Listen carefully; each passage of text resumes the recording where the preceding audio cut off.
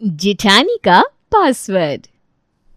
बहू, आ बहू जी, आई माँ जी। करिश्मा बाहर हॉल में आती है। जी मम्मी जी। तुझे नहीं लगता बेटा घर को थोड़ा साफ करने की ज़रूरत है? कितने सारे जाले लगे हुए हैं, पर्दे भी गंदे हो गए हैं। आज टाइम है तो इनको धो ले बेटा। मम्मी जी, आज तो मुझे कुछ और ज़रूरी काम करना है। आप ये सारा काम प्रीति से करवा लो ना, वो तो सारा काम वैसे भी अच्छी तरह कर ही लेती है, वो कर देगी। अरे लेकिन करिश्मा बहाना बनाकर चली जाती है। जब देखो तब हर काम के लिए कोई ना कोई बहाना बनाती रहती है, कभी कोई काम नहीं करती। इसका हर काम दूसरों को ही करना पड़ता है। अब करिश्मा की सास या घर का कोई भी सदस्य उसे कुछ भी करने के लिए बोलता तो उसके पास हर काम न करने के बहाने होते, जिससे घर वाले बड़े परेशान हो गए, और ख़ास करके उसकी देवरानी। तभी कुछ दिन बाद करिश्मा से मिलने उसकी सहेली राधिका उसके ससुराल आई। अच्छा तू बैठ, मैं तेरे लिए कुछ खाने को लेकर आती हूँ। करिश्मा जैसे ही अंदर जाती है वैसे ही उसकी सास राधिका से कहती है, बेटा ये कैसी सहेली है तेरी, इससे कुछ भी काम बता दो, हर काम को मना करने में नंबर 1 है ये। सोचा था घर में बहू आएगी तो मेरी सेवा करेगी, लेकिन ये तो 1 नंबर की काम चोर है। मैं आपकी परेशानी समझ रही हूँ आंटी जी, लेकिन मेरे पास ना इसका सॉल्यूशन है। अरे क्या है, जल्दी बता बेटा, मुझे तो हर हाल में इसका उपाय चाहिए। जैसे हर इंसान का एक वीक पॉइंट होता है ना आंटी जी, वैसे ही करिश्मा का वीक पॉइंट उसके मायके वाले हैं। जब भी आपको करिश्मा से कोई भी काम करवाना हो तो बस उसके सामने उसके मायके वालों की तारीफ कर दो, देखना फिर कैसे भाग भाग कर सारे काम कर देगी ये। अरे वाह, ये तो आपने बहुत अच्छी चीज़ बता दी। अब से भाभी से कुछ भी काम करवाना होगा तो ऐसा ही करेंगे, लेकिन ये नुस्खा काम तो करेगा ना? अरे 100%। और अगर आपको कोई शक हो तो एक बार ट्राई करके देख लेना। अब सबको इंतज़ार था तो राधिका की फॉर्मूला ट्राई करने का कि करिश्मा पर ये मायके की तारीफ वाला पासवर्ड काम करता है कि नहीं। सबसे पहले तो मैं इससे जाले साफ करवाने की कोशिश करती हूँ। अगर इस पासवर्ड से ये काम हो गया तो बाकी सब भी हो जाएंगे। ये सोचकर निर्मला करिश्मा को आवाज़ लगाती है। करिश्मा हॉल में आती है। जी मम्मी जी। बेटा बहुत दिन से ये जाले लगे हुए हैं घर में, दिवाली भी आने वाली है, तू ज़रा अच्छी तरह घर की साफ़ सफाई कर दे और ये सारे पर्दे भी धो देना। मम्मी जी मेरी हाइट कम है, मुझसे ये जाले वगैरह उतारे नहीं जाते, और पर्दे तो अभी बिल्कुल साफ़ है, धोने की कोई ज़रूरत नहीं है। और अगर आपको ये सब करवाना है तो प्रीति को बोल दो ना, मैं कुछ और काम कर रही हूँ। अरे बेटा जितने अच्छे से तू घर का काम कर सकती है उतने अच्छे से प्रीति नहीं कर सकती। ऐसा क्यों मम्मी जी? बेटा संस्कार है, संस्कार तो लड़की अपने घर से सीख कर आती है, और मैं अच्छी तरह जानती हूँ कि तेरी माँ ने तुझे कितनी अच्छी तरह से घर का काम सिखाया है।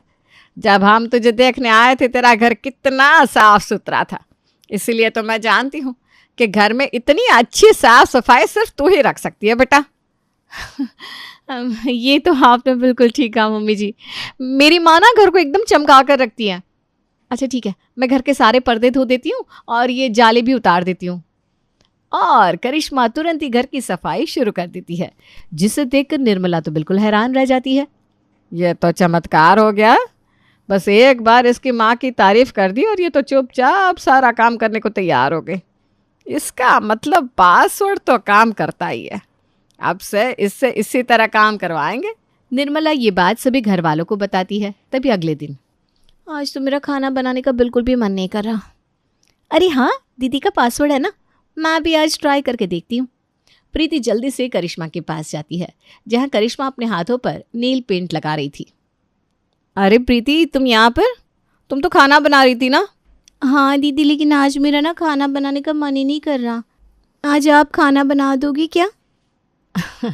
तुम्हें पता है ना मुझे रात का खाना बनाना बिल्कुल पसंद नहीं है, और वैसे भी अभी तो मैं नेल पेंट लगा रही हूँ।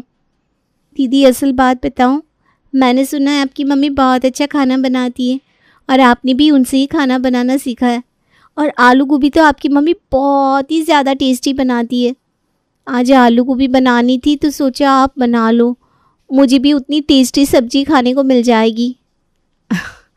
बातें तुम्हारी ठीक है, और सिर्फ आलू गोभी नहीं, मेरी माँ तो बाकी सब भी बहुत अच्छा बनाती है, और मेरे पापा जैसे खीर तो कोई बना ही नहीं सकता। एक काम करती हूँ, आज मैं आलू गोभी के साथ साथ मीठे में खाने के लिए खीर भी बना देती हूँ। नेल पेंट गीली है तो साफ़ कर लेती हूँ, दोबारा लगा लूँगी।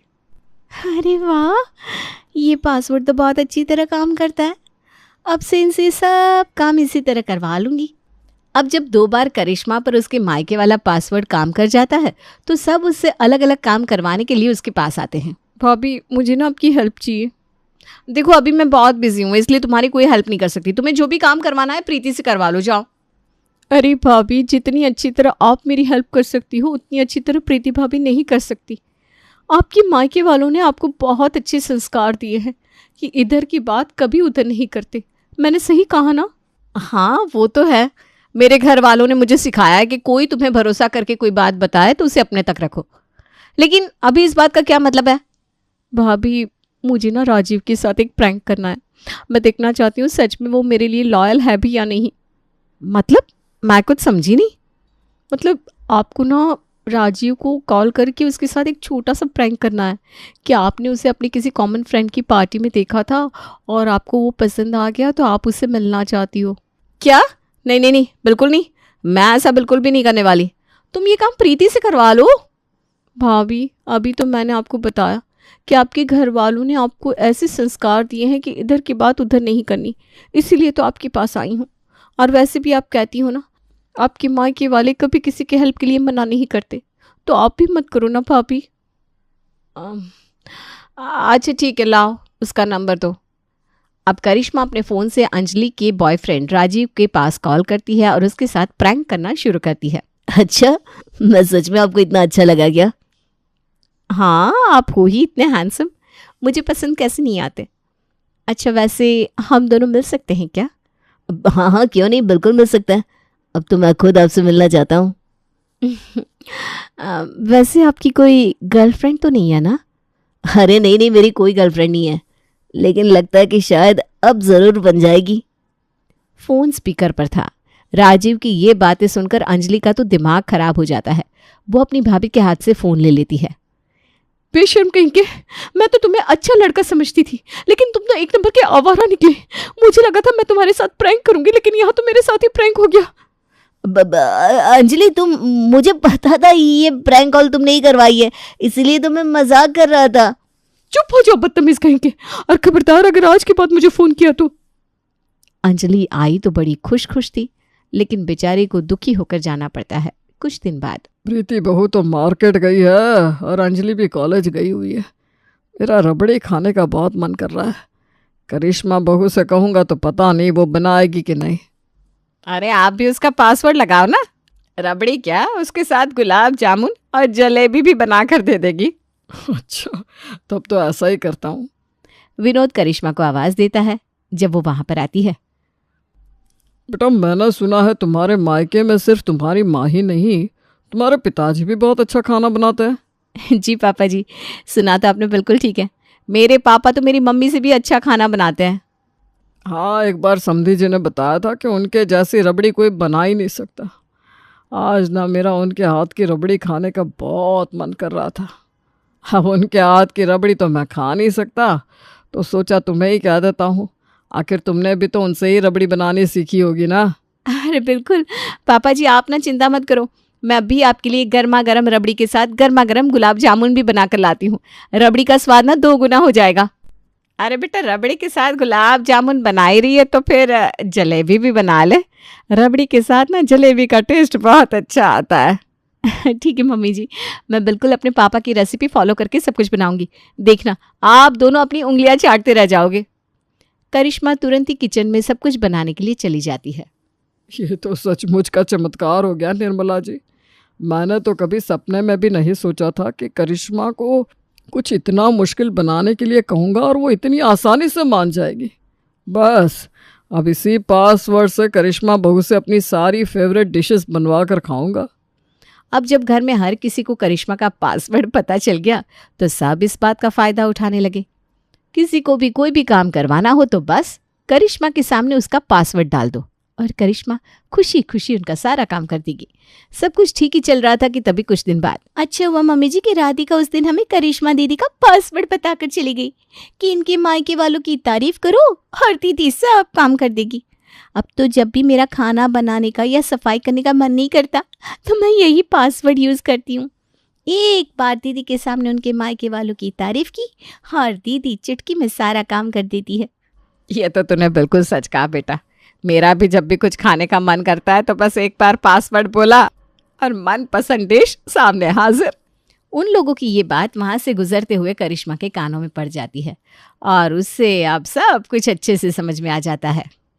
तो ये बात है, मुझसे सारा काम करवाने के लिए मेरे घर वालों की तारीफ कर रहे हैं। अब देखो मैं क्या करती हूँ, सब याद रखेंगे कि किससे पाला पड़ा था। अगले दिन अब नया साल आने वाला है तो पक्का करिश्मा दुनिया भर की शॉपिंग करेगी और मेरा खूब खर्चा बिठाएगी। अरे तो भैया आप भी पासवर्ड यूज़ करो ना, भाभी के सामने उनके घर वालों की तारीफ कर दो, आपके पैसे बच जाएंगे। अरे हाँ यार, ये तो तूने बिल्कुल ठीक कहा, यही करना पड़ेगा।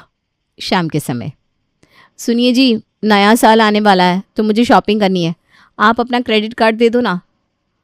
वैसे करिश्मा, तुम्हारे मम्मी पापा हमेशा कहते हैं ना, फिजूल खर्ची नहीं करनी चाहिए, जितना हो सके पैसों को बचा कर रखना चाहिए, सेविंग्स करनी चाहिए।